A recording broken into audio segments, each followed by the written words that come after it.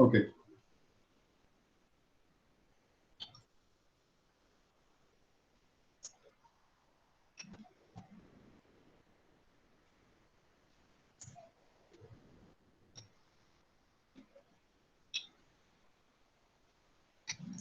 So I hope you are seeing the presentation. I'll appreciate the feedback.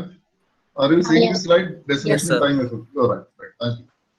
So yesterday we had discussed that the fast Fourier transforms are algorithms of the order of n log n to the base 2.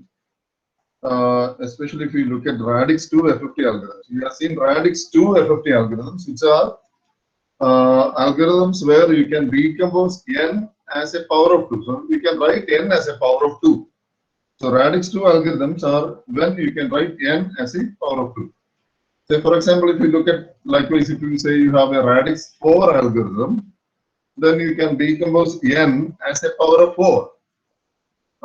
If you have a radix 3 algorithm, then you can decompose n as a power of 3. For example, if you have 27, then n 27 you can write as 3 raised to 3, that is 3 cube, right? And 81 would be 3 raised to 4. So if you have an 81 point FFT, then you can implement this as a radix 3 algorithm.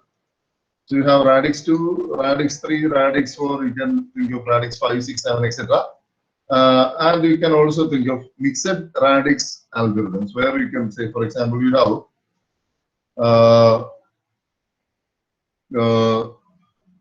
maybe you can think of 128. 128 you can write as 2 into 4 into 4 into 4. So 4 into 4 is 16 into 4 is 64. That into 2 would be 128. So you can maybe think of a mixed radix algorithm. For example, maybe you can think of 3 raised to 3 into 5 raised to 6. That would constitute a mixed radix algorithm. So all those we will discuss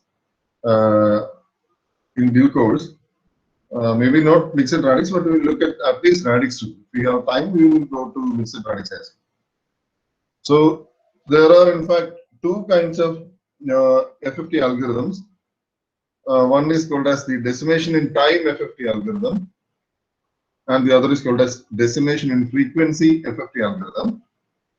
And decimation in time will only mean that you are decomposing the signal in the time domain to smaller subsequences. Until maybe if you look at radix 2 algorithm, until finally you end up with a 2-point FFT. So we will try to implement this as combinations of 2-point FFT. Whereas in decimation frequency FFT, we will try to reduce the frequency sequence, that is a capital X of k, into smaller subsequences. So the decimation takes place in the frequency domain for DIF FFT. So this is DIT FFT. We will discuss this first, and then we will go on to DIF FFT, and then we will see what is the relationship between DIT FFT and DIF FFT. Okay, so the decimation in time as well as the decimation frequency FFT algorithms make use of the symmetry and periodicity of the complex explanations, which were discussed in the previous class. Now consider n as an integer power of 2. For example, you can write maybe n is equal to 2 raised to r, where r is an integer. N can be written as 2 raised to r. What we will do here is we will decimate the sequence in the time domain. Say, for example, what we will initially do is we will separate x of n into 2 sequences of length n by 2 as follows. We will look at a sequence of length n by 2 which comprises of only the even indexed samples of x of n. And we will also look at the sequence of n by 2 which that comprises of the odd indexed samples of x of n. So there are two subsequences. One is the even index samples, which you can maybe write as x of 2r, and the odd indexed samples, which maybe you can write x of 2r plus 1. So we will see that shortly. So x of k, that is a DFT, can be written as sigma over n x of n e raised to minus j2 pi by n and k. So which you can write as sigma over n even x of n e raised to minus j2 pi by n and k, plus sigma over n odd x of n e raised to minus j2 pi by n nk, right? So since the first sequence is an comprises of fully even samples of x of n, you can maybe put n is equal to 2r for the first DFT computation and n equal to 2r plus 1 for this summation. For this summation, you have n equal to 2r because n is even. And for this summation where n is equal to odd, you can put n is equal to 2r plus 1. Okay. So, which means you can write x of k is equal to, see for n is even, will mean n equal to 2r, and when n takes values from 0 to n minus 1, r takes values from 0 to n by 2 minus 1, because r is equal to n by 2, small n by 2. So when n equal to 0, r equal to 0. When n is equal to n minus 1, r is equal to n by 2 minus 1.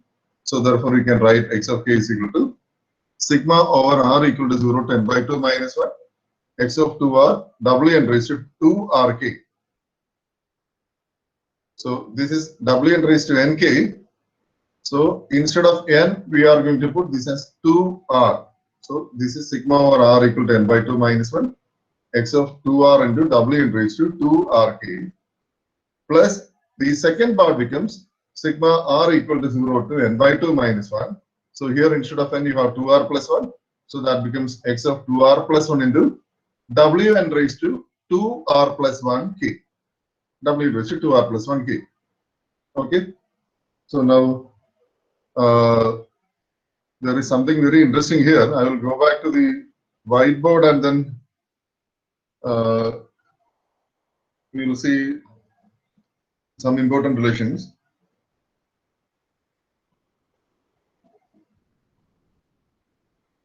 So if you have wn raised to 2rk, so let us look at this complex exponential. So this is equal to e raised to minus j 2 pi by n raised to 2rk. So which I am going to rearrange in this form. So this you can write as e raised to minus j 2 pi by, here see that I can write this as n by 2. So I will take this 2 to the denominator and write this as n by 2, and here I will write this as rk, which by definition becomes w n by 2. So what is therefore w n by 2? W n by 2 would be e raised to minus j 2 pi by n by 2. So this becomes w n by 2 raised to r. Is that understood? Can I get a feedback? Is this understood? Yes. Okay. So now, therefore, this is x of 2r into w n by 2 raised to rk, and this also becomes w n raised to 2rk into w n raised to k. So that w n raised to k I can take outside the summation because the summation is over r. W n raised to k is therefore a constant with respect to r, so I can take w n raised to k outside, and whatever is inside, which is w n raised to 2rk, I will write as w n by 2 raised to rk. So the first part of the summation becomes sigma r equal to 0 to n by 2 minus 1 x of 2r w n by 2 raised to rk. So this is okay, and here I have taken w n raised to k outside. Sigma r equal to 0 to n by 2 minus 1 x of 2r plus 1 w n by 2 raised to rk. See, I will choose to label the first sequence as g of k, because now this is a function of k, right? So this becomes sigma r equal to 0 to n by 2 minus 1. So the term r vanishes and what remains is a function of k. So I will call this as g of k plus w n raised to k into h of k. Now, I request one of you to interpret what is g of k and what is h of k. Roshan in the class, Roshan, you have scored very well for your sequence and systems course. Maybe you can answer what is g of k. What do you think is g of k, and what do you think is h of k?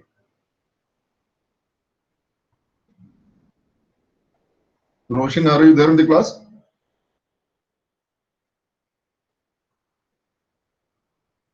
ക്ലാസ്സിൽ ഞാൻ കണ്ടാണല്ലോ Roshan login ചെയ്തായിട്ട് കണ്ടിരുന്നു.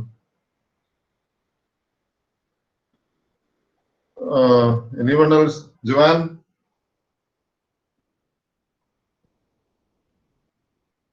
Can you tell the class? Can you maybe you can make a guess? What is G of K? How is it related to X of N? Sir, I'm not sure. Okay, so is this equation familiar to you? Is an equation like this familiar to you? You have seen similar equations.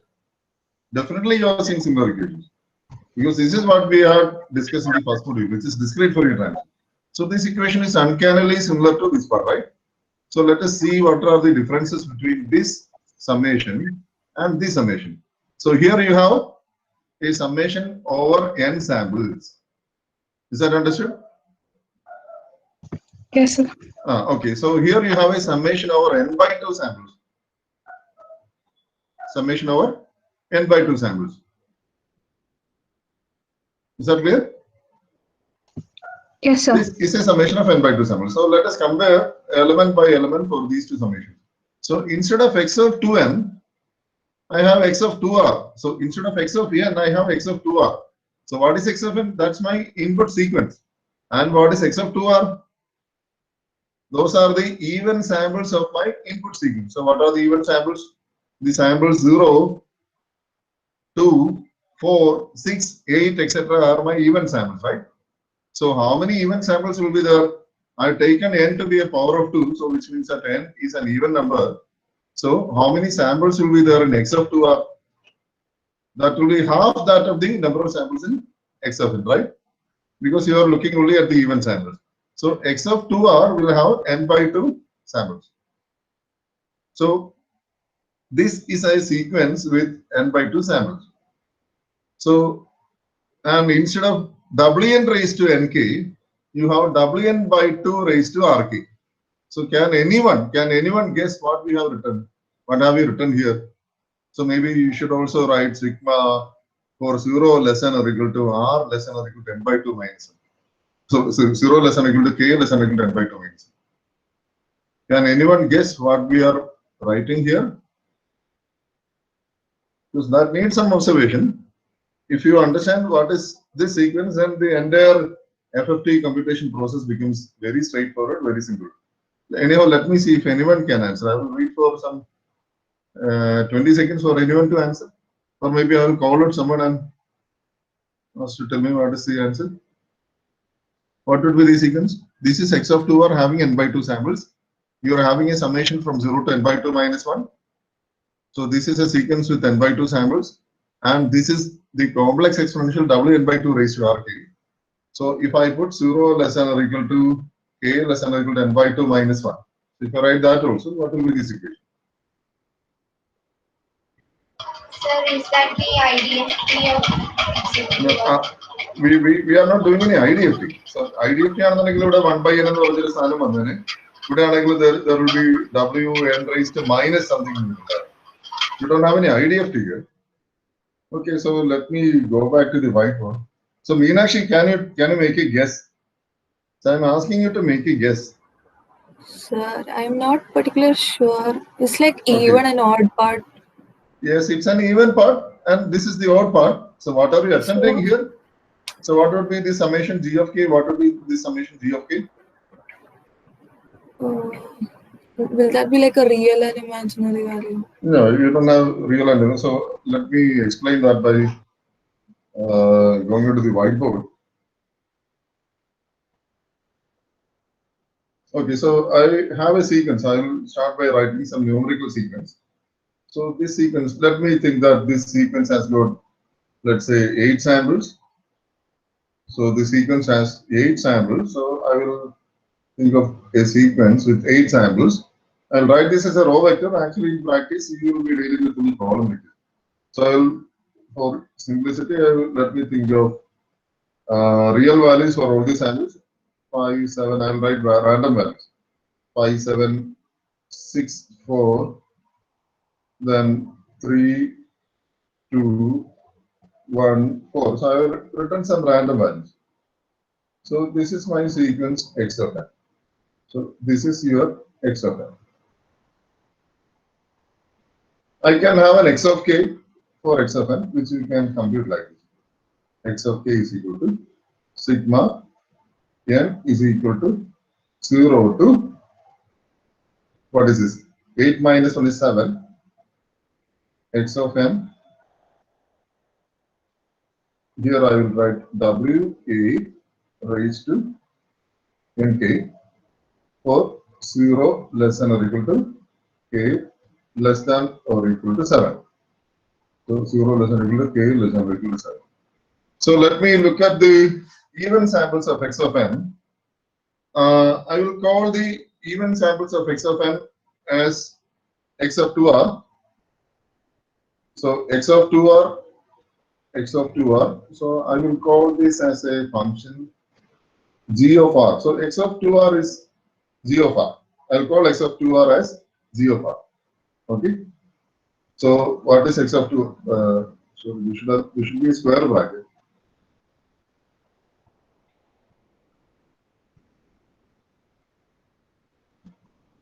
So you have x of 2r.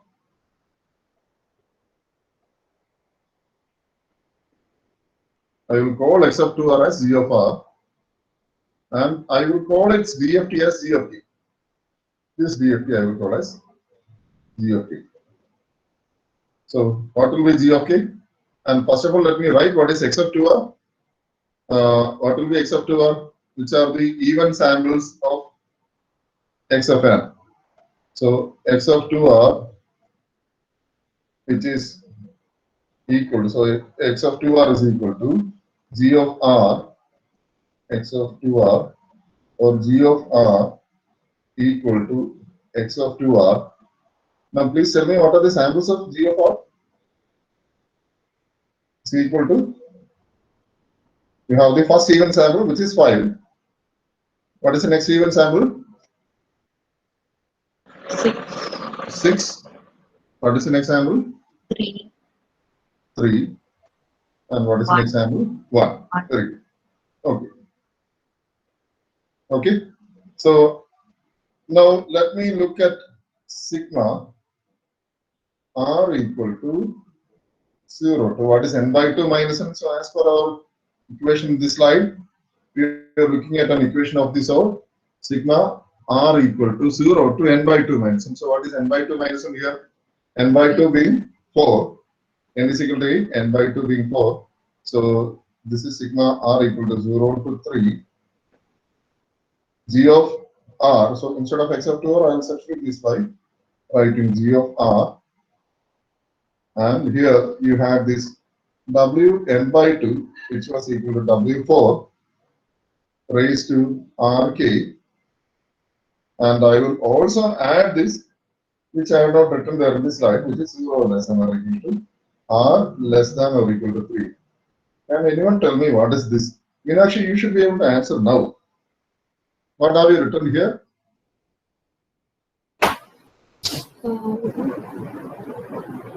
Lakshmi, anyone?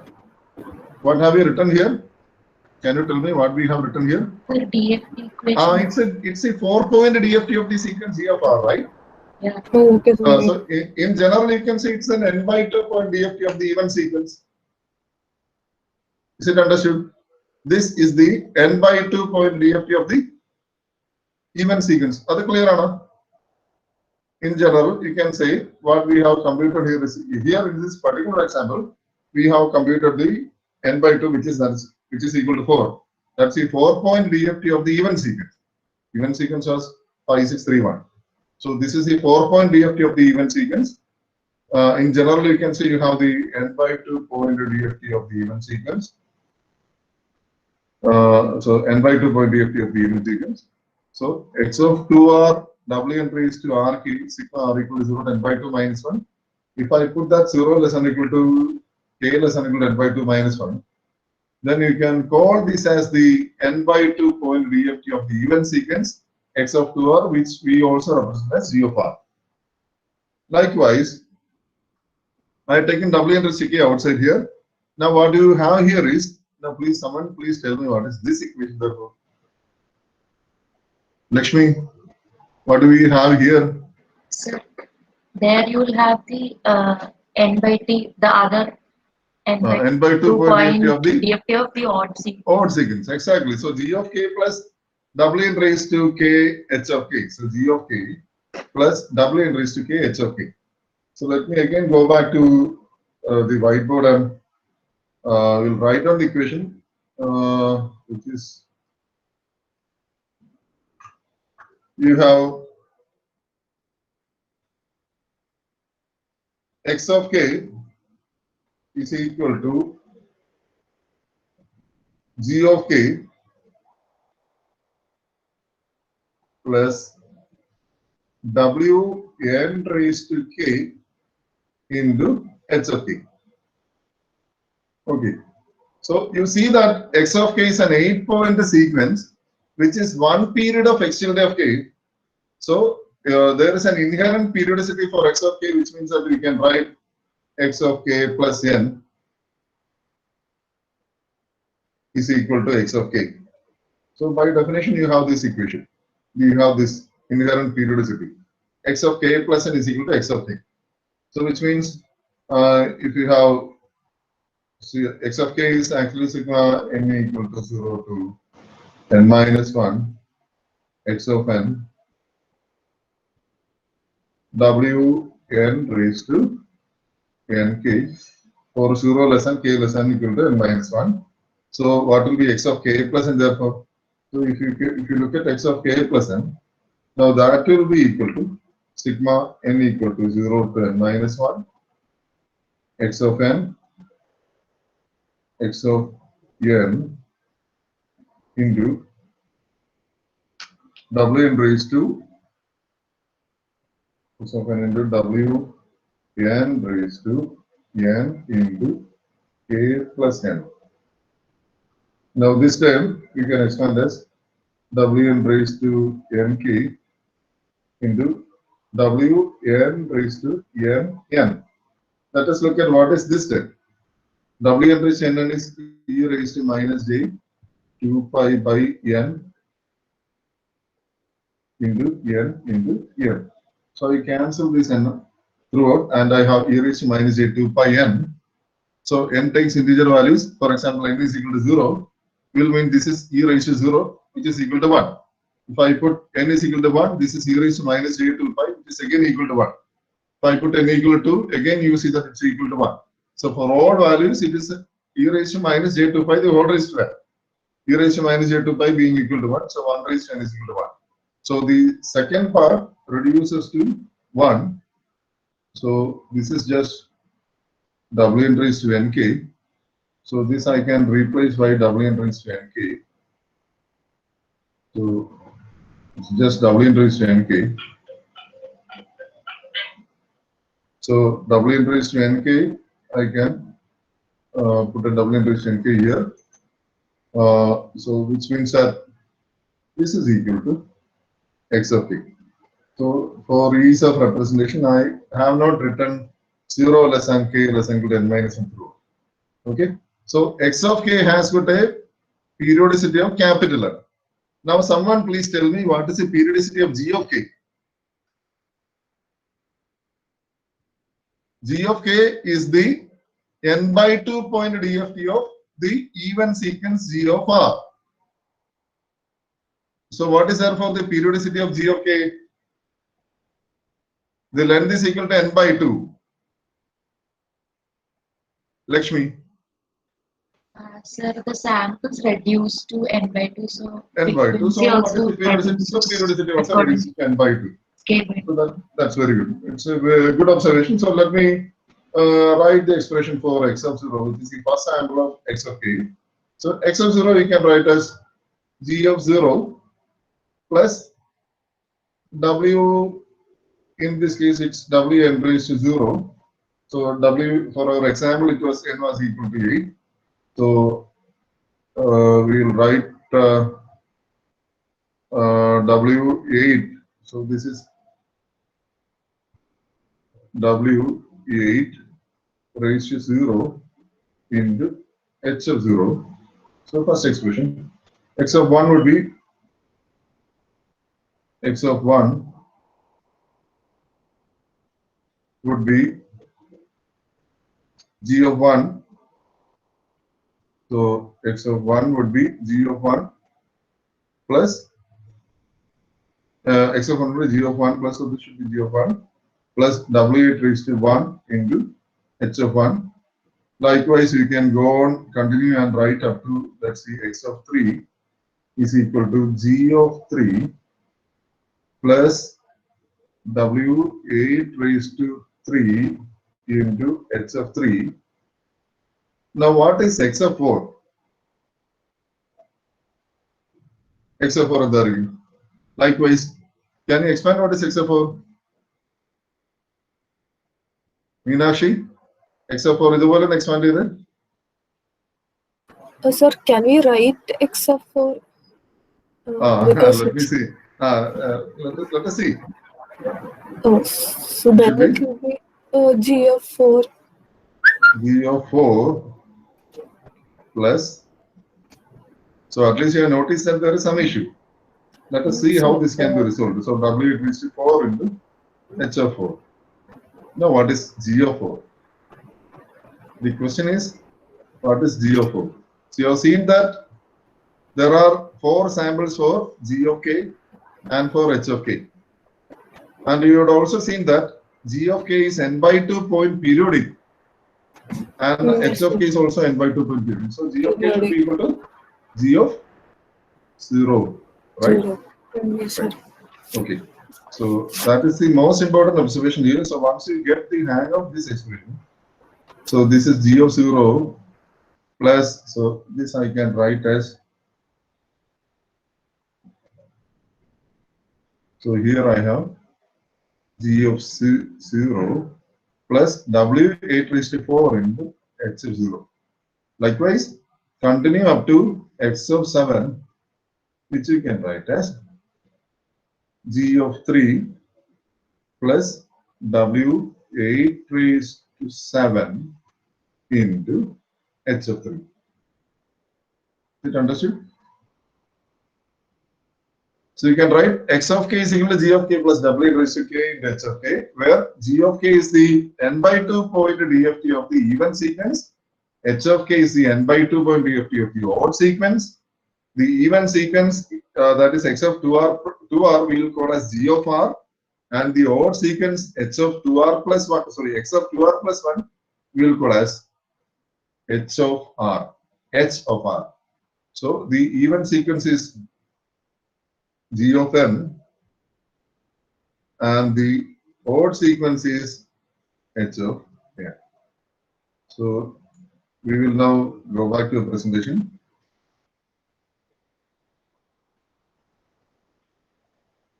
So g of k plus w intrinsic into h of k, where g of k and h of k are the n by 2 point DFTs of each subsequence. G of k is the n by 2 point DFT of the even sequence. H of k is the n by 2 point DFT of the odd sequence. So how to find x of k for k equal to n by 2 plus 1, etc. up to n minus 1. So that is what we have seen now. Observe that g of k and h of k are n by 2 point periodic sequences. So now let us try to represent this computation as a signal flow graph. So earlier we have, let us look at this example which had 8 samples from x of 0 to x of 7. Now we decimate that into an even sequence here. The even samples are x of 0, x of 2, x of 4 and x of 6. The odd samples are x of 1, x of 3, x of 5 and x of 7. So compute the n by 2 point DFTs. So this even sequence we call as g of r, and this odd sequence we call as h of r. If you can compute the n by 2 point DFTs, then you will have g of k. G of k will have 4 samples, which are g of 0, g of 1, g of 2, g of 3. And the n by 2 point DFT of the odd sequence we call as capital H of k. So which also has got 4 samples, which you can write as h of 0, h of 1, h of 2, h of 3. So all you need now is to combine in this manner to compute x of k. So let us see how this can be combined. What is x of 0? From our equation, x of 0 was g of 0 plus wn raised to 0 into h of 0. So this is the signal flow graph. So here you have a butterfly, this being the butterfly. So this is the butterfly. So g of x of 0 is g of 0 plus wn raised to 0 into x of 0. H of 0. So what is x of 1? That would be g of 1 plus wn raised to 1 into h of 1. X of 2 would be likewise g of 2 plus wn raised to 2 into h of 2. G of x of 3 is g of 3 plus wn raised to 3 into h of 3. X of 4 would be g of 4, that is equal to g of 0. So g of 0 plus wn raised to 4 into h of 0. So this constitutes a butterfly. So you can see I have a butterfly here. So follow the direction of the arrow. I hope you can understand this. There is a butterfly here. This is my butterfly. That involves g of 0, x of 0, h of 0 and x of 4. Likewise, x of 5 would be g of 5, that is g of 1, sorry, g of 1 plus h of 5, that is equal to h of 1, wn raised to 5 into h of 5, which is equal to h of 1. So this constitutes the second butterfly. Likewise, you can compute all other frequencies angles. Now, can you tell me what is the number of multiplications required to compute this? You have an n by 2 point DFT here. How many multiplications? How many complex multiplications are required to compute this? Arvind Palat? നമുക്കറിയാം ഒരു n point DFT you require n squared multiplications. So for an n by 2 point DFT, how many multiplications are required?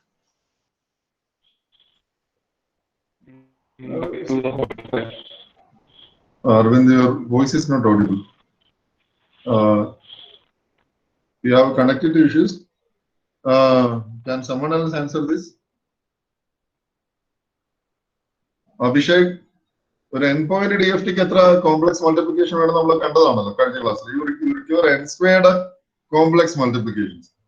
But what about for an n by 2 point DFT? Therefore, you require how many complex multiplications? Sir, n point DFT ക്ക് n square complex multiplication വേണം. n by 2 point DFT ക്ക് എത്ര complex multiplication വേണം അങ്ങനെയാണെങ്കിൽ? n complex. എടാ ഒരു 8 point DFT ക്ക് എത്ര n by multiplication വേണം? 2 square ആണോ? n by 2 square അത്രേ ഉള്ളൂ. ഞാൻ common sense അല്ലേ ഉള്ളൂ. So n point DFT ക്ക് you require n square complex multiplications. Therefore, for n by 2 point DFT, you require n by 2 the whole square complex multiplications. So to compute this DFT, how many multiplications are required? N by 2 the whole square complex multiplication. So to compute this DFT, how many complex multiplications are required? Again, you require n by 2 the whole square complex multiplication. What about the additions? Number of additions would be n by 2 into n by 2 minus 1. So I'll just roughly say that this is n by 2 the whole square. So for this also you have n by 2 the whole square roughly complex additions, and here also n by 2 the whole square complex additions, especially if the value of n is large. So therefore we can say you have 2 into n by 2 the whole square complex multiplications and roughly 2 into n by 2 the whole square complex additions. You have evaluated up to this. And now, how many complex multiplications are required to evaluate capital X of 0 from here onwards? So here you have g of 0 plus wn raised to 0, which is a complex number, into h of 0. So you have one multiplication required for this, right? Serial g of 0 plus wn raised to 0 into h of 0. So this wn raised to 0 into h of 0 is a multiplication. That is one complex multiplication. So here you require another complex multiplication. Here again you require another complex multiplication. Totally, how many additional complex multiplications are required? Abhishek, Hello, sir. ഇതിൽ ഓരോന്നിനും ഓരോ complex multiplication വേണമെന്നുള്ള കണ്ടില്ലേ? ഇവിടെ W/0 വെച്ച് വേണം, ഇവിടെ W/1 വെച്ച് വേണം. അങ്ങനെ എത്ര കോംപ്ലക്സ് മൾട്ടിപ്ലിക്കേഷൻസ് വേണ്ടി വരും ഇത് കമ്പ്യൂട്ട് ചെയ്യാൻ? ഇത്രയും പാർട്ട്. ഇവിടെ 1, 2 n² ഉണ്ടോ? 1, 2, 3, 4, 5, 6, 7, 8. ഈ എക്സാമ്പിൾ എത്ര? 8 കോംപ്ലക്സ് മൾട്ടിപ്ലിക്കേഷൻസ് അഡീഷണൽ ആയിട്ട് വേണം അല്ല? Generally, if I say that you have an n-point DFT, you say that you have n complex multiplications.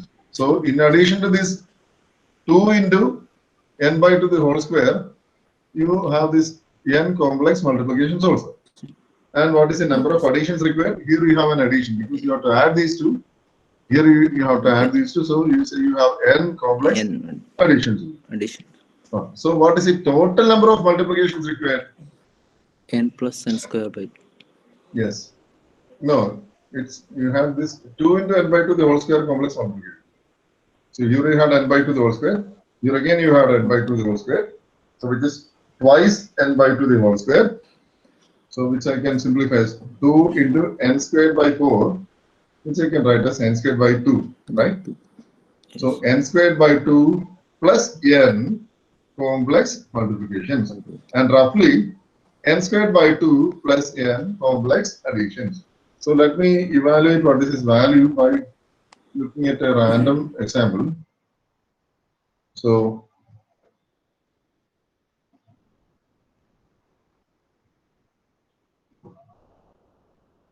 we have, let's say, n is equal to 2 raised to 8, which is equal to 256. So complex multiplications is 2 raised to 8 the whole square, which is 2 raised to 16.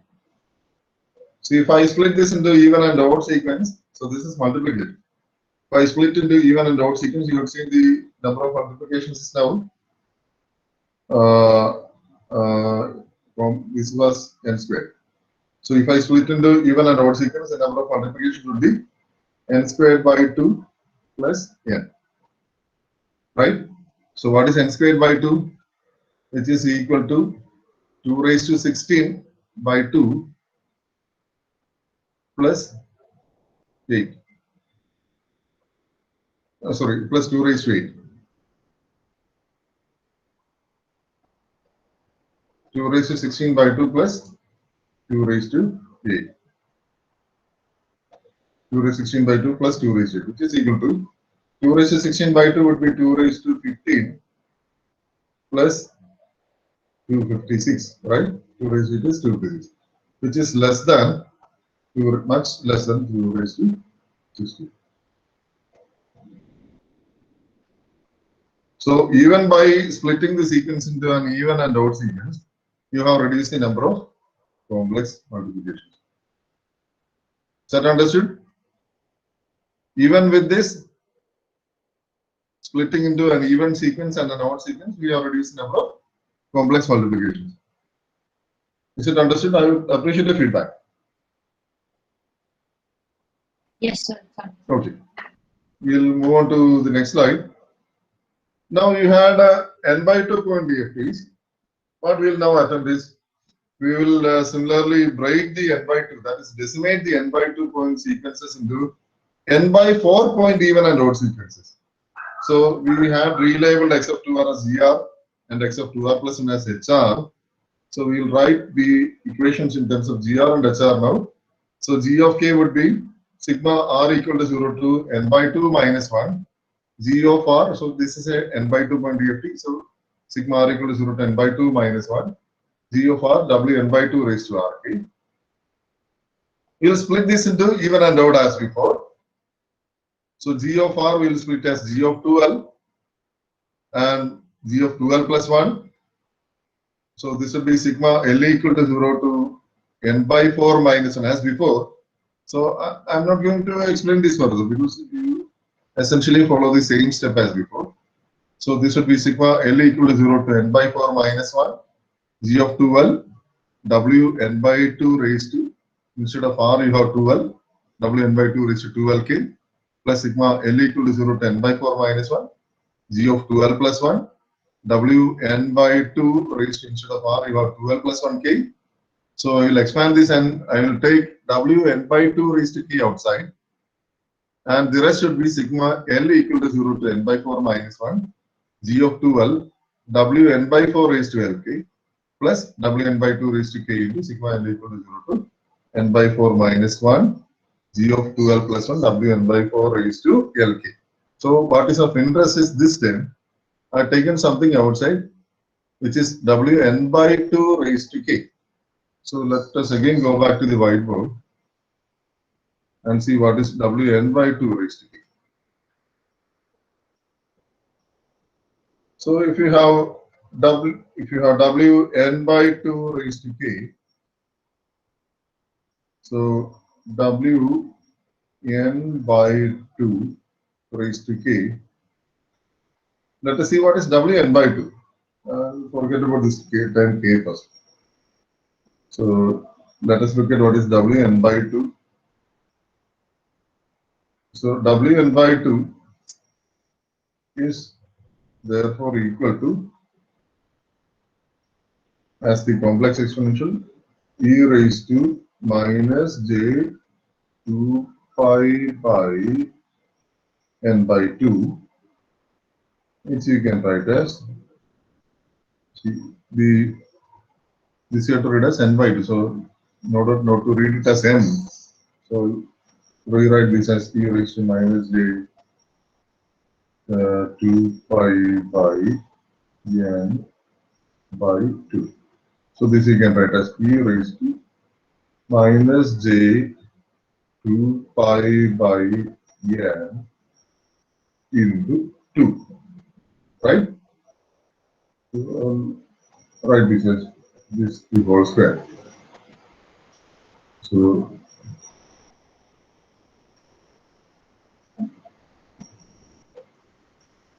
e raised to minus j 2 pi by n by 2 the whole square, which is actually Wn square.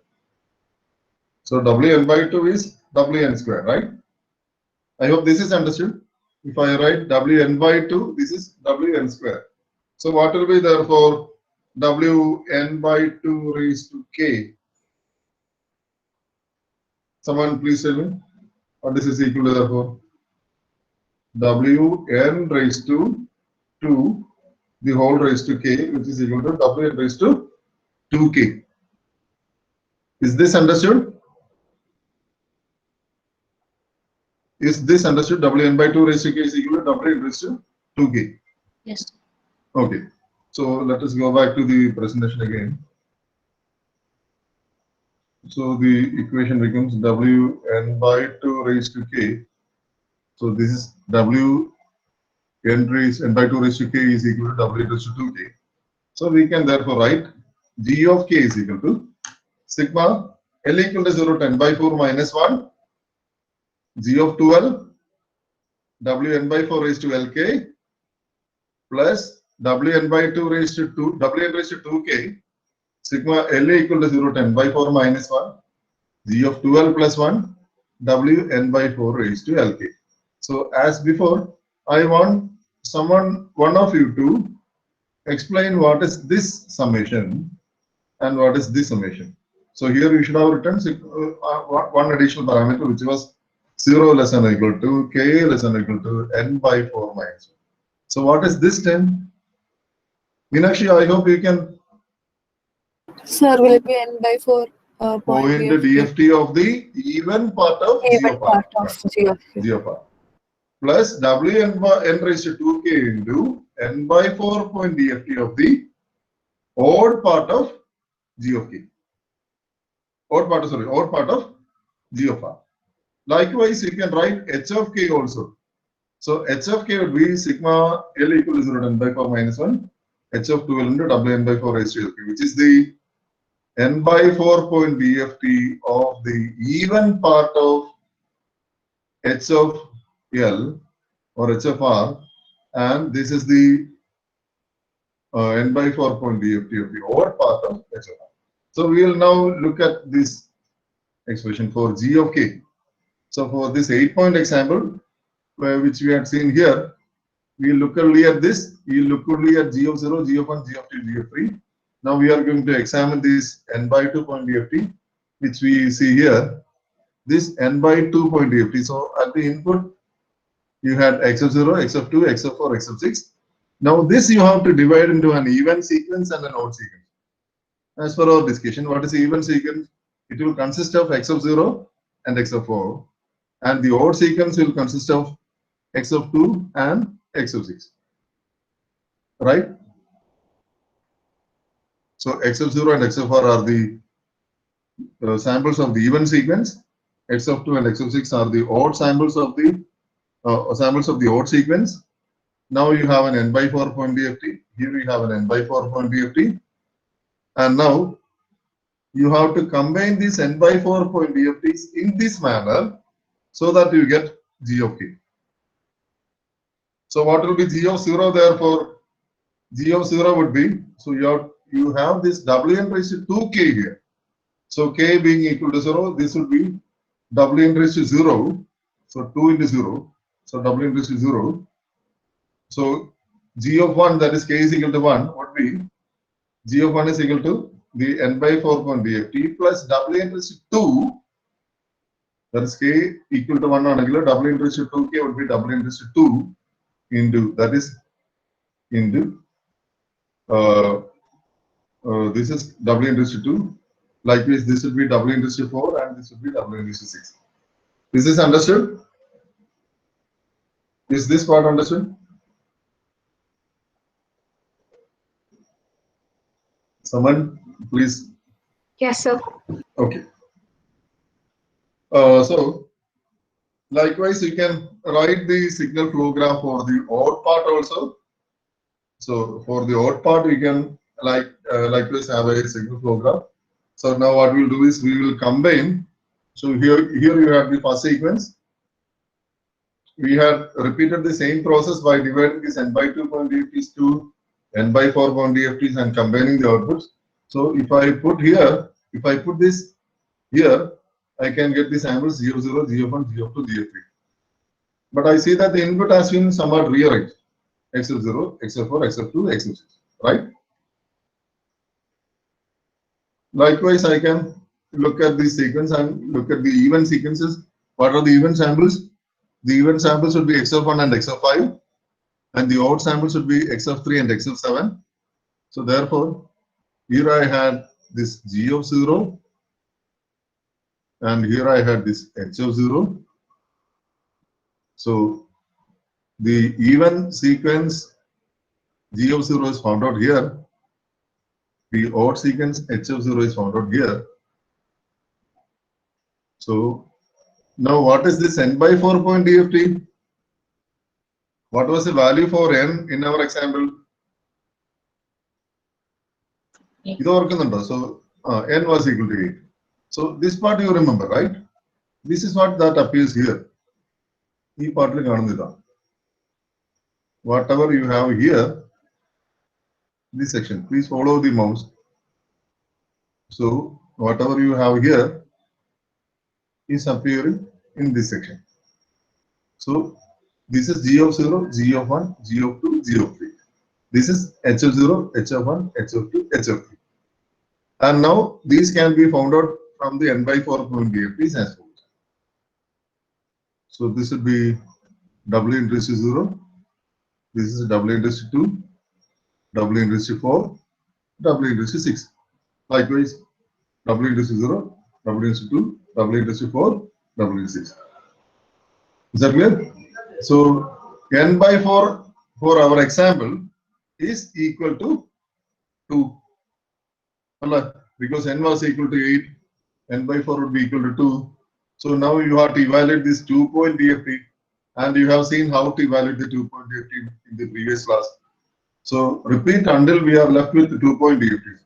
So let us look at the first 2 point DFT. So the first 2 point DFT would be the sum here. This would be X of 0 plus X of 4, and this would be X of 0 minus X of 4.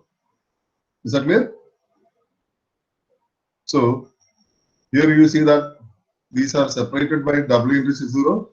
This is Wn raised to 2. So here these are separated by W n raised to 1. So the powers increase by 1 here in this section. Here the powers increase by 2.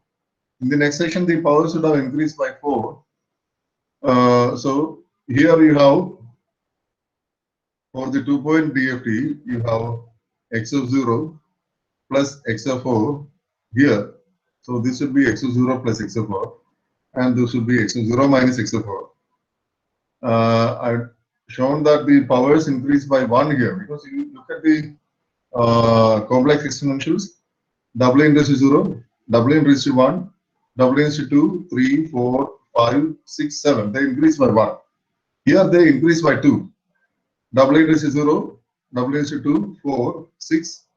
So here they should be therefore increasing by 4.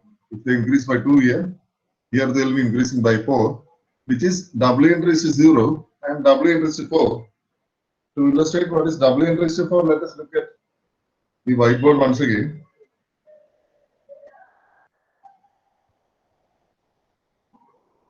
So for our example, n was equal to 8. So when n was equal to 8, n was equal to 8,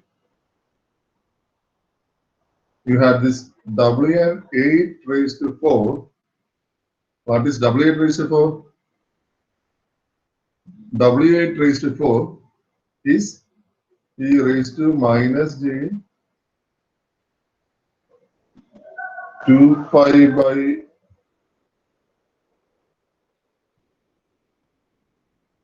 eight into 4, right? So I'll cancel these. So this is equal to e raised to minus j pi. And what is e raised to minus j pi equal to? Cos pi minus j sin pi. What is that equal to? Minus 1. That is equal to minus 1. So in general, so there is also one important point that you have to observe, which is Wn raised to n by 2. In general, you see the Wn raised to n by 2 is e raised to minus j 2 pi by n raised to n by 2. This is equal to e raised to minus j pi, which is equal to minus 1. In general, you can say Wn raised to n by 2 is equal to minus 1. And you also see that for our example, e raised to this becomes W raised to n by 2 is equal to minus n, which is equal to W2. W2 is e raised to minus j 2 pi by 2. So this is equal to minus 1. So you can now replace this n by 4 point DFTs by the 2-point DFTs. So we have this section. From this section, you have that appearing here. And this had been included for the n instead of the n by 4 point DFTs. So n by 2 point DFTs. So that appears here.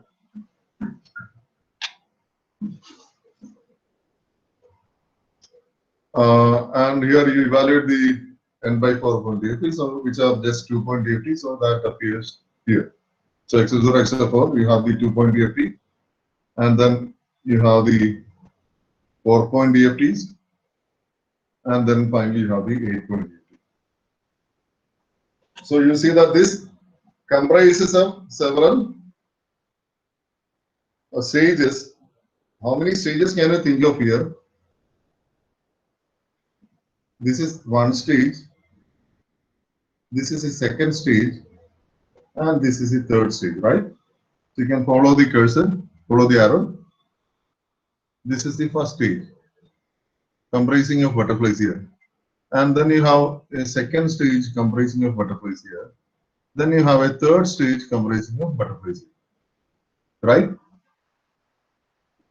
Now we will include all the trivial multiplications also, and then count the total number of multiplications. I would request one of you to tell me what is the total number of multiplications here. For the 8-point DFT, we had 3 stages of butterflies. For the 8-point FFT, DIT FFT, you had 3 stages. For the 8-point DIT FFT, we had 3 stages of butterflies. This is the first stage, this being the second stage, and this being the third stage. There are 3 stages of butterflies. How many multiplications can you count here? Can you tell me? Parayama. You can count.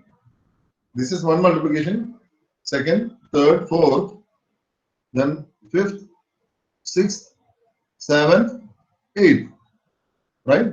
For each of these, W is 0, 0, 1, this is 2, this is 3, 4, 5, 6, 7. So there are 8 multiplications in total.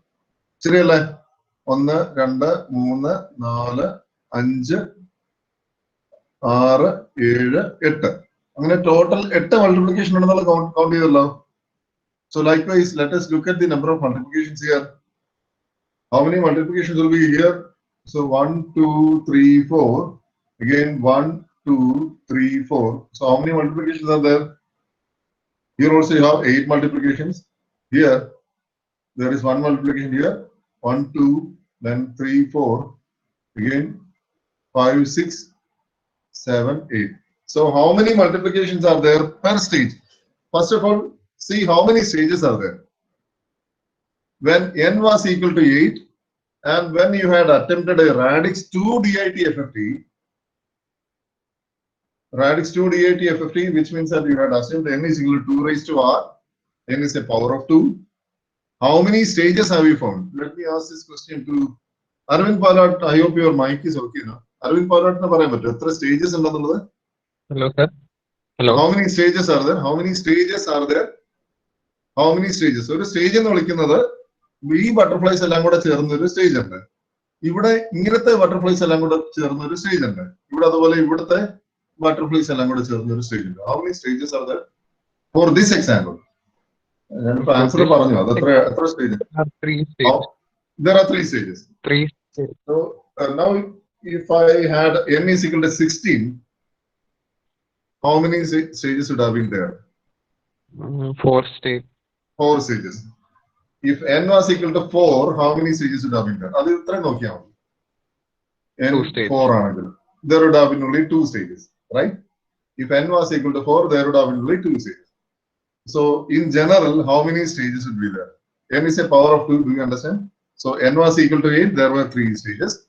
N was equal to 4, there were 4 stages.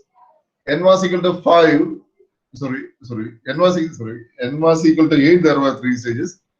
N was equal to 16, there were 4 stages. If n was equal to 32, there would have been 5 stages, right?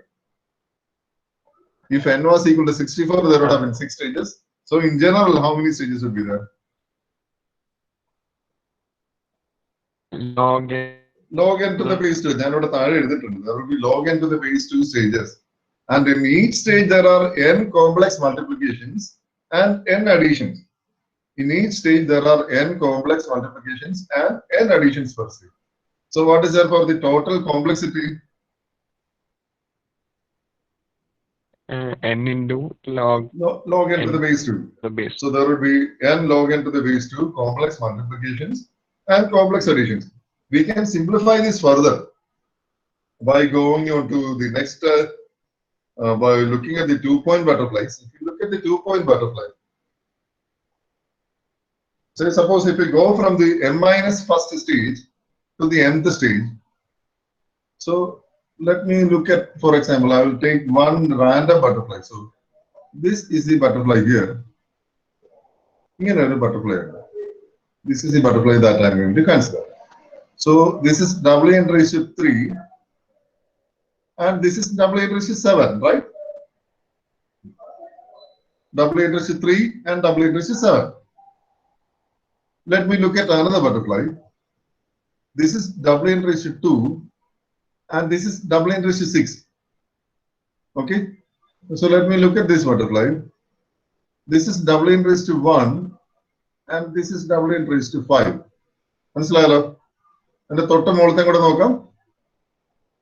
this is Wn raised to 0 and this is Wn raised to 4. So for the first stage, you see that the complex exponentials in the transmittances have a difference in the power of equal to 4. So ഇവിടെ 8 ആയതുകൊണ്ട് 4 ആണ്. In general, if you had n, they would have been different by n by 2. So let us look at this stage. So this is the, let us look at this butterfly. So this is the butterfly that we are going to see. So in this line, you had w raised to 0. This is w raised to 4. Is it understood? So again, they are separated by a power of 4. So here you have w raised to 2. This is w raised to 6. Again separated by 4. Likewise, let us look at this butterfly. Any set of butterfly here. If this is w raised to 0, this is w raised to 4. So you see that the transmittances within the butterfly are separated by Wn raised to 4 in this case. And in general, you can say they are separated by Wn raised to n by 2. So here, the 4 is equal to n by 2 because capital N was equal to 8 in this example. So in general, I can say, if this is Wn raised to r, this would be Wn raised to r plus n by 2. Do you understand this? It's important, Anna. Going from the n minus first stage to the nth stage, you have the powers in the transmittances, which are complex exponentials. The powers of the complex exponentials are separated by Wn raised to n by 2. Do you understand this? I would appreciate a feedback here. This is very important. Yes, sir. Anyone? Okay. Now, if Wn raised to r plus n by 2 aanengil, I can expand this as Wn raised to r into Wn raised to n by 2. And now what is Wn raised to n by 2? You have seen that Wn raised to n by 2 is equal to -1. So here you have Wn raised to r. Here also you have Wn raised to r into Wn raised to n by 2. Which means maybe I can take Wn raised to r outside. I'll take Wn raised to r outside. And the transmittance here is equal to 1. So this is multiplied by Wn raised to r. And here the transmittance is -1. So this is multiplied by minus Wn raised to r, which is same as this expression. Okay. So which means each butterfly where you had two multiplications now can be implemented by a single multiplication. Do you understand this? Arvind? Yes, sir. Arvind, this is okay? This is okay? Yes, sir. Is it clear? Now let us see what it looks like. So this is looking like an elegant structure. It's very elegant. This structure seems to be very elegant. So how many multiplications are there? You don't have any multiplication within the butterfly.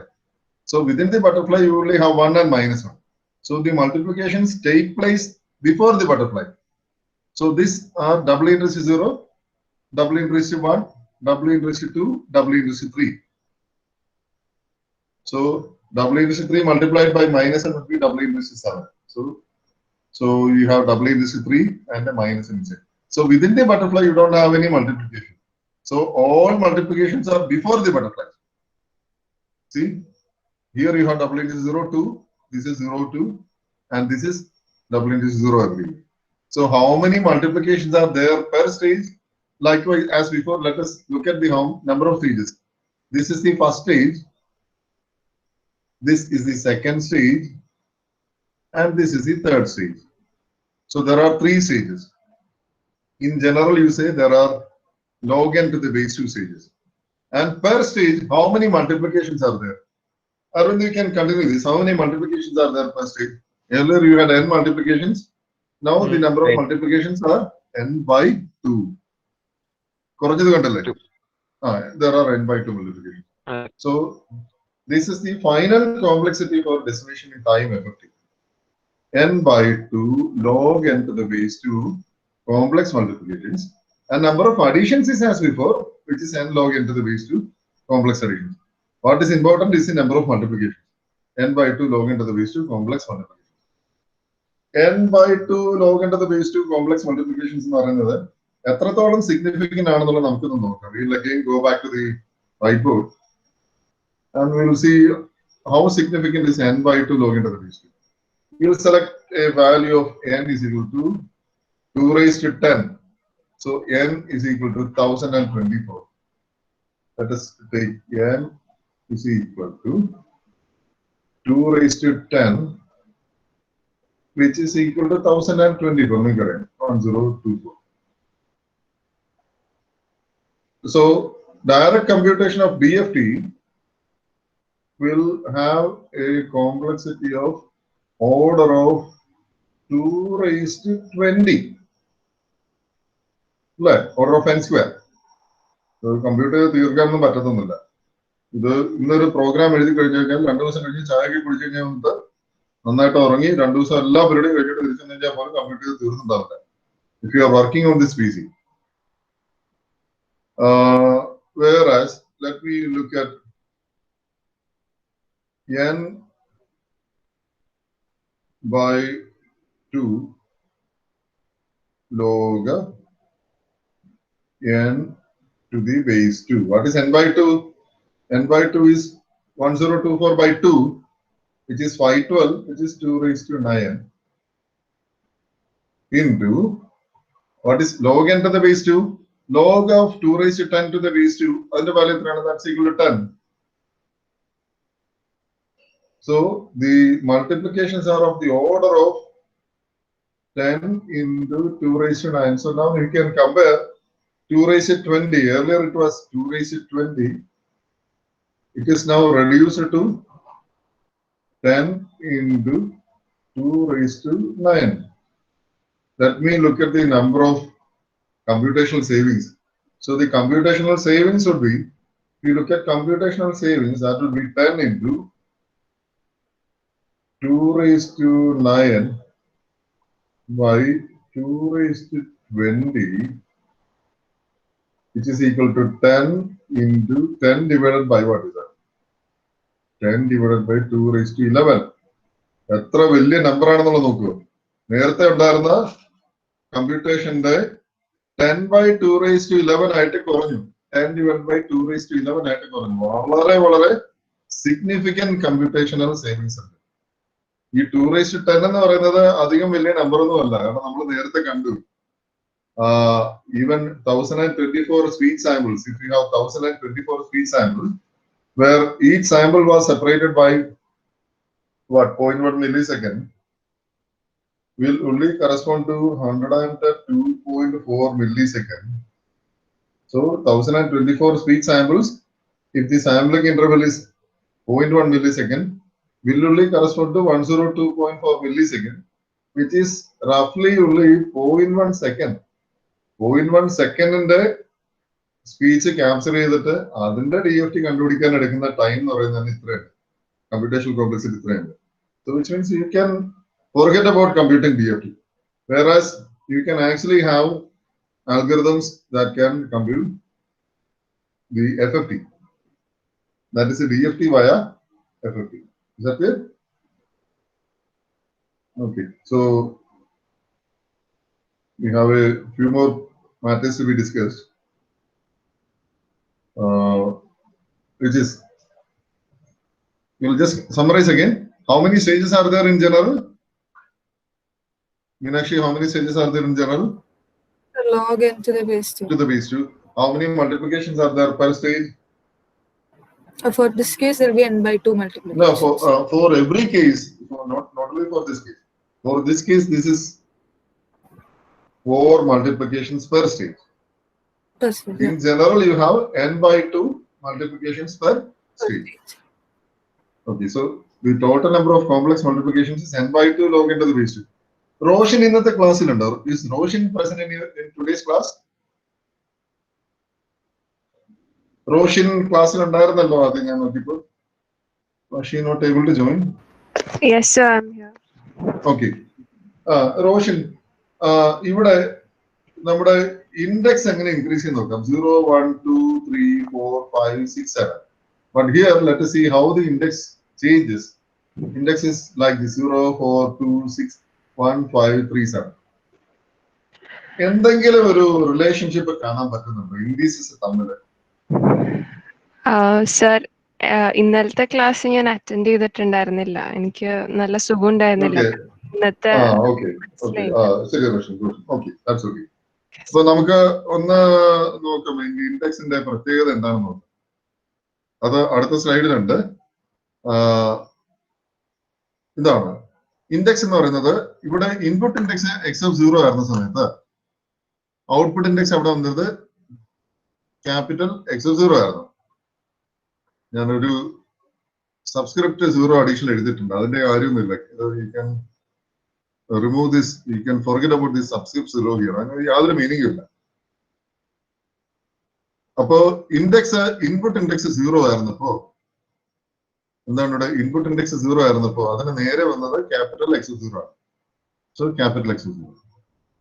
Input index 4 ആയപ്പോ ആ സ്ട്രക്ചറിന് നേരെ വന്നത് 1 ആണ്, capital x(1). Input index 2 ആയിരുന്നപ്പോ അതിന് നേരെ വന്നത് capital x(2). അത് തന്നെയാണ്. ഇൻപുട്ട് ഇൻഡെക്സ് 6 ആയപ്പോ അതിന് നേരെ വന്നത് ക്യാപിറ്റൽ x(3) ആണ്. അങ്ങനെ ബാക്കി എല്ലാം എഴുതി. സി, ഇതിനെ ഞാനൊന്ന് ബൈനറിയിൽ റെപ്രസെന്റ് ചെയ്യുന്നുണ്ട്. ഈ നമ്പേഴ്സിനെ ബൈനറി ഫോമിൽ റെപ്രസെന്റ് ചെയ്യണം. അപ്പോ 8 ഡിജിറ്റ്സ് ഉള്ളത് കൊണ്ട് you require 3 binary bits. So ഇത് ഔട്ട്പുട്ട് ഇൻഡിസസ് ആണ്, അതായത് സ്പെക്ട്രൽ കോമ്പണന്റിന്റെ ബൈനറി റെപ്രസെന്റേഷൻ ആണ്. So this is x(000) x(001) for 1, then 010, 011, 100, 101, 110, 111. Let me look at the input indices here. Input indices for 0, this is 000, this is 100, 010, 6 is 110, 1 is 001, 5 is 101, 3 is 011, 7 is 111. Now, ഇത് രണ്ടും തമ്മിലുള്ള ഇൻഡിസസിന്റെ എന്തെങ്കിലും similarity ആർക്കെങ്കിലും observe ചെയ്യാൻ പറ്റുമോ? Indices മാത്രം നോക്കിയാൽ വേറെ ഒന്നും ചെയ്യണ്ട. എന്തെങ്കിലും ഒരു റിലേഷൻഷിപ്പ് നിങ്ങൾക്ക് തോന്നുന്നുണ്ടോ?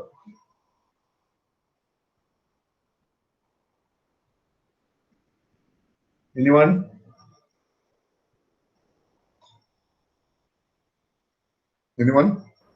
So reflected പോലെ. Reflected എന്ന് പറഞ്ഞാൽ പറയാം ബിറ്റ് റിവേഴ്സ് എന്ന് പറയാം. റിവേഴ്സ് അല്ല, റിഫ്ലക്ഷൻ അല്ല. കാരണം you are not having a signal here, you are looking at indices. So may be I can think of a reversal. Signal അല്ലല്ലോ, സിഗ്നലിനെ കുറിച്ചൊന്നല്ല നമ്മൾ പറയാം. ഞാന് അപ്പൊ അത് ഒരു അതിന്റെ ഇംപ്ലിക്കേഷൻ എന്താണെന്ന് മാത്രം നമുക്ക് നോക്കാം. Let me think of A memory containing 8 memory locations. I'm very poor at drawing, especially using this whiteboard. It's very difficult for me. So pardon my drawing.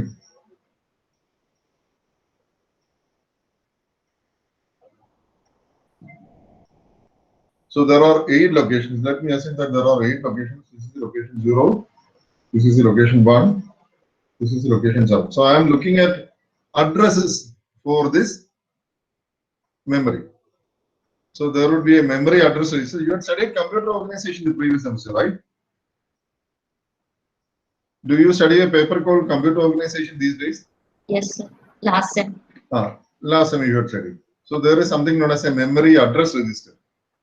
So there are 8 locations for this memory. Let us assume that this is a memory having 8 locations. How many bits should be there in the memory address register? പറയാമോ? നിങ്ങൾക്ക് പറയാവുന്നതാണോ അത്? പറയാവോ? There will be 3 bits in the memory address register. 1, 2, 3, which I will call as the addresses are A0, A1, A2. So ഒരു 3 bit address ഉണ്ട്. Where A2 is my most significant bit of the address bus. Address bus എന്നുള്ള വാക്ക് നിങ്ങൾ ആദ്യമായിട്ടാണ് കേൾക്കുന്നത്. I am talking of a bus here. Address bus. Bus എന്ന് പറയുന്നത് നമ്മുടെ ടാറ്റയിൽ എഴുതേണ്ടതൊന്നുമല്ല. You have an address bus. So what do you mean by an address bus? എന്ന് പറഞ്ഞാൽ എന്താണെന്നറിയോ? ഈ ബസ് എന്ന് പറഞ്ഞ വാക്ക് എന്താണെന്നറിയോ? കേട്ടിട്ടുണ്ടോ? ആദ്യമായിട്ടാണോ? അഡ്രസ് ബസ് കേട്ടിട്ടുണ്ടോ? ഇതെന്താന്നുള്ളത്? Are you hearing this for the first time? പറഞ്ഞേ, ഈ വാക്ക് കേട്ടിട്ടുണ്ടെന്ന് പറഞ്ഞാൽ മതി. Yes, sir. കേട്ടിട്ടുണ്ടോ? ബസ് എന്നുള്ള വാക്ക് കേട്ടിട്ടുണ്ടോ? What is the width of the address bus here? The width of the address bus is 3. So what you will be having is a encoder. So for this address selection, you will be having an encoder, which will LCD like so that encoder will be a 3 to 8. Sorry, encoder. Sorry, it's a decoder. 3 to 8 decoder. 3 to 8 decoder. So having the lines A2, then you have A1. This is A0. So these are the lines in the address bus. And here you have 1, 2, 3, etc., up to here, where each of these lines represent a min term. So this is the min term A2 bar, A1 bar, A0 bar. Which means this line is equal to, this output is high when A2, A1 and A0 are all equal to 0. And the second will be the second min term, which is A2 bar, A1 bar, A0. And finally, the last one would be the min term A2, A1, A0. And these go to each of these locations. Say, like for example, this is A2 bar, A1 bar, A0 bar. And this would be A2, A1, A0.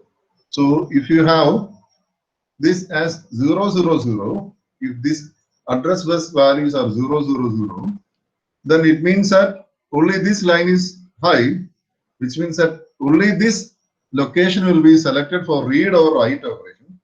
Say, for example, if I am going to select this as for a read operation, then I have to give a read signal. That's, you call this as a memory read signal.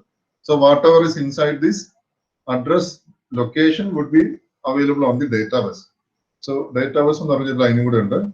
Database 8 line. So database indicates the in the database you will be having the content of this particular memory location. So if you give the address as A2, A1 bar, A0 bar, and if you give this as the read signal, then this location would be selected for reading, and whatever is the content of this location would be available here. So that is how you read the memory. So maybe what I will show here is, I will show X of 0 here, I will show X of 1 here, and likewise I will show X of 7 here. So the input samples are stored in memory locations. There are 8 input samples, they are stored in the memory locations. How do you access these? By selecting the appropriate address, that is by putting appropriate values for A2, A1, A0, and then giving a read signal. The content of the memory location will be available for processing. So only the memory location content would be available for processing. So like here, assume that these are present in a memory location. Likewise, if I give the appropriate address and if I give the read signal, that content will be available for processing. Okay. Now, you do some processing and you continue, and finally you can write the output signal back to the original memory location. But however, what you do here is, you had your address buses like this: A2, A1, A0, and now I will reverse the address bus and write this in the form where B2 is equal to A0, B1 equal to A1 and B0 equal to A2. So what I'm doing is, earlier I had A2, A1, A0 as my address bus. Now we are going to reverse the address bus. That is the most significant bit of the address bus now becomes the least significant bit of the address bus. So which is, say for example, if I had 1, 1, 0, which means I'm going to access the sixth location.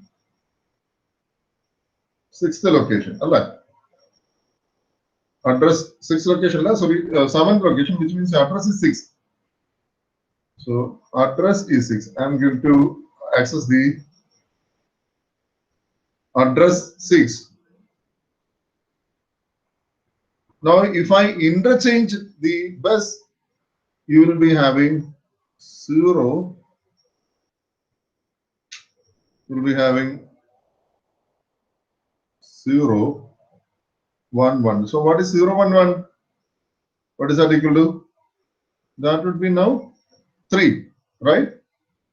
So if you had the address 6 initially, now this goes to the address 3. So let us go back to the presentation again. What is 6 in the line? 6 in the line against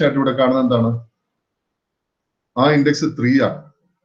So where you have x of 6 initially, you will be having x of 3 now.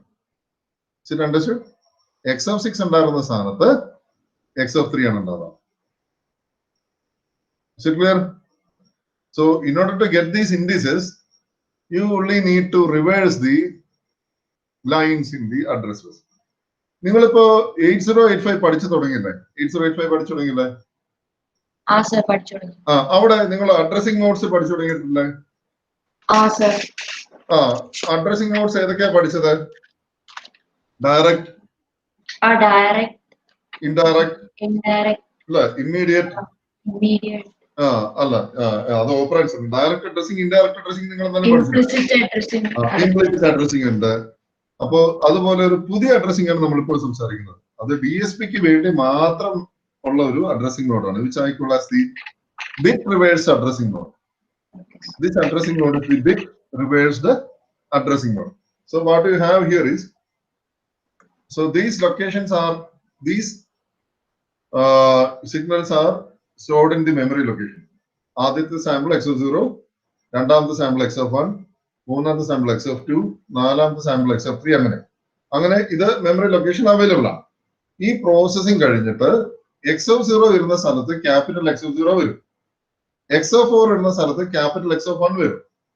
x of 2 വരുന്ന സ്ഥലത്ത് capital x of 2 വരും. ലൈക്ക്വൈസ് x of 3 വരുന്നിടത്ത് capital x of 6 വരും. അപ്പോ ഇത്, see, you can look at these nodes. If I have these two nodes, once I complete this butterfly, I can store this data in the same position. മനസ്സിലാവുന്നുണ്ടോ? ഞാൻ ഈ പറയുന്നത് clear ആണോ? ഈ രണ്ട് സാമ്പിളും വെച്ചിട്ടാണ് നിങ്ങൾ ഈ ബട്ടർഫ്ലൈ കമ്പ്യൂട്ട് ചെയ്യുന്നത്. So once these two are computed, it means that x of 0 and x of 4 values are no longer needed. So these two values can override the values x of 0 and x of 4. ഇതെടുത്തിട്ട് ഇതിന്റെ മോളിൽ എഴുതി കഴിഞ്ഞാലും ഒരു കുഴപ്പവും സംഭവിക്കില്ല. കാര്യം നമുക്ക് ഇനി x of 0, x of 4 ആവശ്യമില്ല. Likewise, once you complete these two samples, x of 2, x of 6 are no longer required. So these two samples can be used to override these two samples. Likewise, ഇത് രണ്ടും കൂടി എഴുതാം, ഇത് രണ്ടും കൂടി എഴുതാം. അപ്പോ ഒരേ മെമ്മറി ലൊക്കേഷനെ തന്നെ എടുത്ത് എഴുതാൻ സാധിച്ചു. Now let us look at this butterfly. So here you have a butterfly here. So once you compute these two samples, I can overwrite these two, this memory location. ഇത് രണ്ടും എവിടെ പോയത്? ഇത് ഇവിടെയും ഇവിടെ ആയിട്ട് വരും. അതിനെ എനിക്ക് ഓവർറൈറ്റ് ചെയ്യാൻ പറ്റും. അതായത് ഇൻപുട്ടിലുള്ള 8 മെമ്മറി ലൊക്കേഷൻ തന്നെ എനിക്ക് റീയൂസ് ചെയ്യാം. ഓരോ സ്റ്റേജിലും ഇൻപുട്ടിലുള്ള 8 മെമ്മറി ലൊക്കേഷൻസ് തന്നെ റീയൂസ് ചെയ്യാം. അതുകൊണ്ട് എനിക്ക് ഈ ഫുൾ സ്ട്രക്ചർ കമ്പ്യൂട്ട് ചെയ്യാനായിട്ട് I only need 8 memory locations. So in general, I say I only need n memory locations because those memory locations can be reused.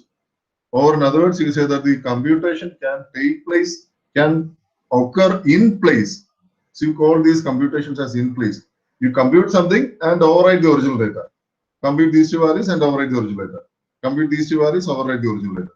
Compute these two values, overwrite the original data. Likewise, you can go on up to the output section, and you will see that you only require 8 memory locations for computing this entire structure. Is that clear? You require only 8 memory locations to complete the entire structure. Is that understood? Is that understood? You Yes. require only 8 memory locations to complete the entire structure. And now, how are the? Why is this in-place computation possible? This in-place computation is possible because of this structure for the signal flow graph. Because of this unique structure for the signal flow graph, which results in a normal order for the output and a bit reversed order for the input. So if the input was stored in a memory location, there were 8 memory locations where you had X of 0 initially, now you have capital X of 0. Where you had X of 4 initially, now you have capital X of 1. Where you had X of 2 initially, now you'll be having capital X of 2. Where you had X of 6 initially, now you'll be having capital X of 3, and so on. However, it means that you only need to reverse the address bus to access the output. So you have the input, process the input, and now to read the output, bit reverse the address bus or the reading of the output. So this is a very important concept called in-place computation, which is possible only because of this bit reversal. In-place computation is possible because of this bit reversal. Okay, so this is the destination time FFT structure. This you have to remember. You have to practice and practice until this becomes second nature to you. കാണാതെ എപ്പോഴാണെങ്കിലും ഈ structure വരയ്ക്കാൻ പറ്റണം. പരീക്ഷയ്ക്ക് ചിലപ്പം 16 FFT ഒക്കെ വരയ്ക്കാൻ ചോദിക്കും. അതൊരു സ്റ്റാറ്റിസ്റ്റിക് ക്വസ്റ്റ്യൻ ആണ്, പക്ഷെ എന്നാലും പരീക്ഷയ്ക്ക് അത് ചോദിച്ചൊക്കെ കണ്ടിട്ടുണ്ട്. ഒരു 16 FFT വരയ്ക്കാനൊക്കെ പറയണമെന്ന് പറഞ്ഞു കഴിഞ്ഞാൽ ഇത് വരയ്ക്കാൻ തന്നെ നിങ്ങൾ ഒരു 15 മിനിറ്റ് എടുക്കും. അപ്പൊ 16 FFT വരച്ചു വരുമ്പോഴത്തേക്ക് ഒരു 40 മിനിറ്റ് ഒക്കെ എടുക്കാം. പക്ഷെ പരീക്ഷയ്ക്ക് അങ്ങനെ ചോദിച്ച് കണ്ടിട്ടുണ്ട്. അതിന്റെ കാര്യം ഈ ക്വസ്റ്റ്യൻ പേപ്പർ സെറ്റ് ചെയ്യുന്ന ആള് ആ പരീക്ഷ എഴുതാൻ എത്ര സമയം എടുക്കും എന്നുള്ളത് പ്രോപ്പർലി ഇവാലുവേറ്റ് ചെയ്യാതെ പല ക്വസ്റ്റ്യൻ പേപ്പറും വരാറുണ്ട്. So this should become second nature to you. ഇത് കാണാതെ അറിയേണ്ടി വരും. ഇവിടെ for the destination time FFT structure, you see that the input is in the bit reversed order and the output is in the natural or the normal order. Input is in the bit reversed order, output is in the natural order. Okay, so now suppose I can rearrange this so that the input is in the normal order and the output is in the bit reversed order. So this is a rearrangement of the destination time FFT signal flow graph. So it's rearranged in a manner such that the input is in the normal order and the output is in the bit reversed order. Now for this structure, can you have in-place computation? Meenakshi, can you have in-place computation for this structure?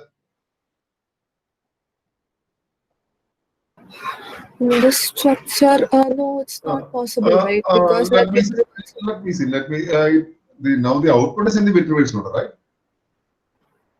Output is in the bit reversed order. Okay, നമ്മൾ in-place computation എങ്ങനെ വന്നു എന്നുള്ളത് നോക്കാം. In-place computation possible ആണെന്ന് നോക്കാം. So let us look at this butterfly. This is our butterfly. So the first butterfly that we are going to consider. Once you evaluate this sample and this sample, which means X of 4 and X of 0 are no longer required. So you can store these values here and you can store this value here. So X of 0 and X of 4 are no longer required. So look at this butterfly. So once you compute this sample, I can store it in X of 5 in the position of X of 5. And once you compute this sample, I can store it in the position of X of 1. So I don't require additional memory locations. I can do the computation in place itself. Likewise, I can store, so for this structure, these two samples can be computed and used to override these two. So these were respectively for X of 0 and X of 2. Okay. Likewise, if I compute these two, these can override these two locations, which were respectively the locations for X of 0 and X of 1. So you can do in-place computation for this structure also. You only require either of the input or the output to be bitwise and the other one to be normal order. Meenakshi, is it clear? Yes, sir. Okay, so now let us go on to another structure. So this is a rearrangement of decimation time FFT flow graph. This is still a decimation in time FFT flow graph. So the next sentence that I am going to say is very important. This is a DIT FFT flow graph, but it's a decimation time FFT flow graph with the input rearranged to be in the normal order and the output rearranged to be in the bitwise order. In fact, in the paper by Cooley and Tukey in 1965, this will be the structure that you will be seeing for decimation time FFT. But now in most modern textbooks, you will see this structure. But you see that this structure can be rearranged to this structure where the input is in the normal order and the output is in the bitwise order. Now, how you identify that this is decimation in time is by looking at the multiplication. This multiplication by the complex exponential takes place before the butterfly in a stage. Butterfly ki mumbana ee multiplication by the complex exponential ullada. So here also you see that multiplication occurs before the butterfly. So here also multiplication by the complex exponential occurs before the butterfly. So you can verify that here also multiplications occur before the butterfly. There is a paragram decimation frequency FFT. How to recognize that it is a DIT FFT is by verifying whether you have the multiplication taking place before the butterfly. And mind you, there is one more important, very important term that I forgot to mention. But we complex exponential multiplications under. This is complex exponential multiplication. You have seen that there are n by 2 log into these two multiplications. That is n by 2 multiplications per stage. These complex multiplications cannot be simplified. And there is a word for these complex exponential multiplications. This is very important. You have to remember this. These complex exponentials that cannot be minimized, that invariably occur in the DIT FFT or DIFFT signal flow graphs are called as Twiddle factor multiplications. Twiddle factor multiplications. So there are n by 2 Twiddle factor multiplications per stage. So Twiddle factor multiplications cannot be avoided. They cannot be avoided. Ippozhum FFT computation algorithms on the research cheapened the Durbar. Where FFT directly computer and other speed up algorithms. So the aim would always be to reduce the number of Twiddle factor multiplications. I had a professor during my post-graduation who had lots of publications regarding reduction of Twiddle factor multiplications for FFT, where she used at that time neural network based methods for reducing the number of Twiddle factor multiplications. People under research. So this is a word that you have to remember. Twiddle factor multiplications cannot be minimized in the signal flow graph. Okay. So how do you recognize whether it's a DIT structure? You have to see whether the multiplication occurs before the butterfly. So if the multiplication occurs before the butterfly, you say that you can assume that it's a DIT structure. So here the DIT structure is rearranged so that the input is in the normal order and the output is in the bitwise order. So now I'll move on to another structure. Here the input and the output are in the natural order. Input and natural order, output and natural order. Now, Meenakshi, you can answer this question. Is in-place computation possible now? Now it's not possible, right? Because It is not possible now because both you will need this sample. Once you compute this sample, you cannot replace the sample because that is also needed to compute this. Yes, sir. Understood? So now in-place computation is not possible. So therefore, for in-place computation, you require either the input or the output to be in the bit reverse order, and you also require the other one to be in the natural order, right? Yes, sir. Right. So that is a very important result. So this is not possible. So now this does not have any practical significance. There is no use for this structure. Whereas maybe you can think of some use for this structure.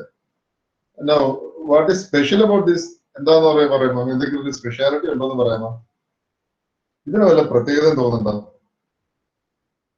ആർക്കെങ്കിലും പറയാമോ? Is there anything special about this structure? ഞാൻ അതിനകത്ത് എഴുതിലേക്ക് നോക്കണ്ട, ഇതിന്റെ ഒരു shape മാത്രം നോക്കിയാൽ മതി. ഒന്ന് ദൂരെ അതിന്റെ ഷേപ്പ് നോക്കുക, കുറച്ച് ദൂരെയാണ് അതിന്റെ ഷേപ്പ് ഒന്ന് നോക്കുക. എന്താ അതിന് പ്രത്യേകത തോന്നുന്നത്? ഈ സ്ട്രക്ചർ ഇവിടെ കാണുന്ന ഷേപ്പ് തന്നെ ഇവിടെ റിപ്പീറ്റ് ചെയ്യുന്നത് അല്ല. ഇവിടെ 2 ലൈൻ പോകുന്നു, ഇവിടെ 2 ലൈൻ പോകുന്നു, ഇങ്ങനെ പോകുന്നു, ഇവിടുന്ന് ബ്രാഞ്ച് ചെയ്യുന്നു, അതുപോലെ തന്നെയാണ് പോകുന്നത്.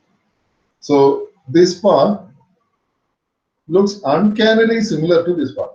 Structure remains same. ക്ലിയർ ആയോ? തോന്നുന്നുണ്ടോ നിങ്ങൾക്ക് ആർക്കെങ്കിലും അത് അപ്രീഷിയേറ്റ് ചെയ്യാൻ പറ്റിയിട്ടുണ്ടോ? Yes, sir. Similarity. അപ്പൊ അതിന് ഒരു ചിലപ്പോ ഒരു VLSI പോയിന്റ് ഓഫ് വ്യൂവിൽ നോക്കുവാണെങ്കിൽ നമുക്ക് ഒരു സ്ട്രക്ചർ കൂടെ ഉണ്ടാക്കി. That structure can be used again.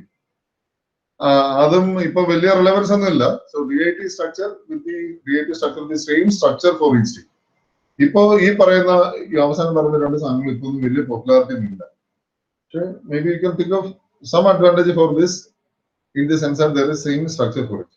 നിങ്ങൾ ഇത് രണ്ടും പഠിക്കണ്ട കേട്ടോ. ഇതൊന്നും ആവശ്യമുള്ളതല്ല. ഇത് ആവശ്യമുള്ളതല്ല, ഇതും ആവശ്യമില്ല, ഇതും ആവശ്യമില്ല. ഞാൻ ഇത് സ്ലൈഡിൽ ഇട്ടത് ഇങ്ങനെ കാര്യങ്ങളൊക്കെ റീഅറേഞ്ച് ചെയ്താൽ ഇതുപോലെ ഇരിക്കും അറിയാൻ വേണ്ടിയിട്ടാണ്. You find this in the text book, but that is not required. But you will need this structure. This you have to remember, and you have to also understand that it can be rearranged in this manner. Is that understood? Okay, so these two are not very relevant. The last two topologies are now rarely used because in-place computation is not possible with these structures.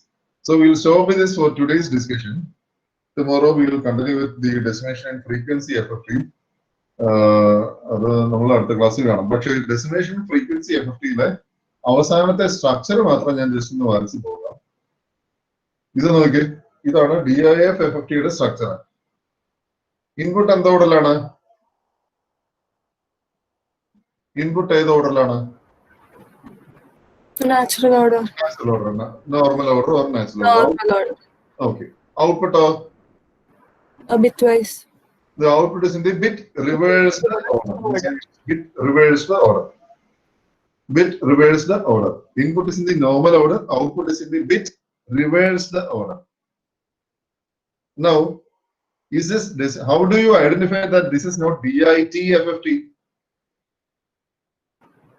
All the multiplication should be before the butterfly. Before the butterfly. So these multiplications are after the butterfly. Is that understood? So this we will discuss in the next class.